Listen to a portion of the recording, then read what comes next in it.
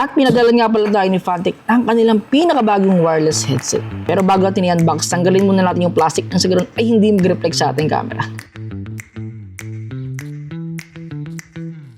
At ito nga yung pinakabagong wireless headset ni Phanteks. Ito, ang Phanteks Studio WH-G03. Pero nga pala itong variant. Isang black, white, and pink. At itong nasa atin ngayon ay kulay black.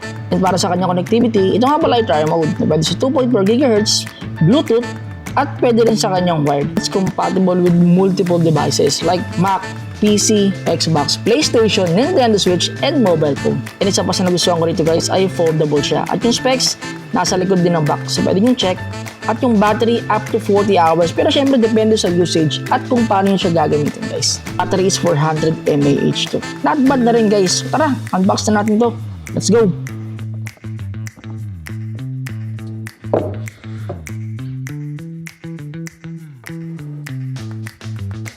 At ito nga pala yung mga kasama sa loob. May kasama siyang bag. Yan o, silk nga pala yung fabric na ginamit yan. And sa loob ng bag, andyan yung kanyang warranty card, manual na kung boring kayo ay pwede nyong basahin. Kasi kung ako, babasahin ko yan lalo't bago pa lang tong headset na to. Aside sa bag guys, may kasama rin pala siyang Type-C to 3.5 at USB-A to Type-C naman na pwede nyo gamitin pang charge. At yung kanyang dongle na 2.4 guys. Yan o. Siyempre, hindi pwedeng mawala yung ating headset dito guys. Tanggalin muna natin sa plastic para makita nyo guys.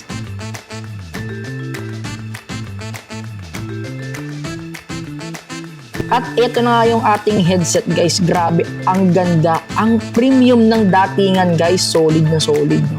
And wala ka rin masyadong makikitang logo ng Phanteks, kundi maliban dito sa studio na kanyang model at yung kanyang mic foldable din pala siya. Yan, no? So pwede nyo itong dalhin kahit saan. Pwede kayong tumawag kahit saan din. Para sa mga buttons guys, nasa ilalim nga pala. Yung toggle switch nga pala nasa ilalim kung gusto nyo mag 2.4 or Bluetooth connection. And yung power nandyan din. And meron siyang one push button kung gusto nyo i-mute yung inyong mic. At isa pa sa nagustuhan ko dito guys, yung kanyang mga ear cups ay hindi na leather. Na kung saan, ito nga pala ay fabric na pwede nyong laban kung sakaling medyo hindi na okay yung amoy. And meron din palang light indicator sa ilalim na nagsasabi na pag kulay green, ito ay 2.4 GHz connection. Kapag blue naman, meaning ito ay Bluetooth. At pag nagbiblink yan, ibig sabihin ito ay pairing na. Charge ko pala muna to since wala pala itong factory charge after natin ma-unbox para matesting natin sa games at audio.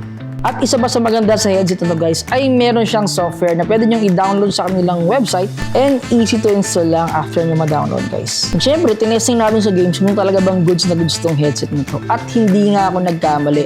Mukhang pag ito yung suot kong headset during time na naglalaro ako, mukhang mapapatambay ako ng matagal or mapapababad ako sa game ko rito. Kasi sobrang gaan at hindi ganun kasakit sa tenga yung headset na to. Kasi hindi siya ganun kabigat ha. Take note, sobrang lightweight lang na ito.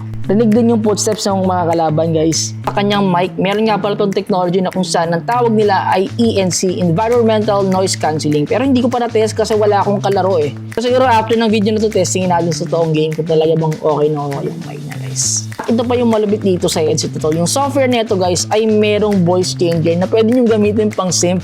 Or kung nahihiyaman kayo sa boses nyo, pwede kayo mag-iba ng boses gamit yung software na itong headset na to. Napaka-astig talaga.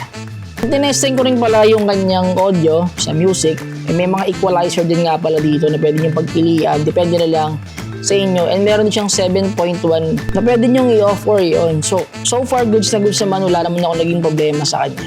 And mukhang ito yung magiging bagong favorite ko na headset sa mga susunod na araw. Kasi kahit saan tingin ko pwede mo itong dalhin at napaka-stylish pa naman.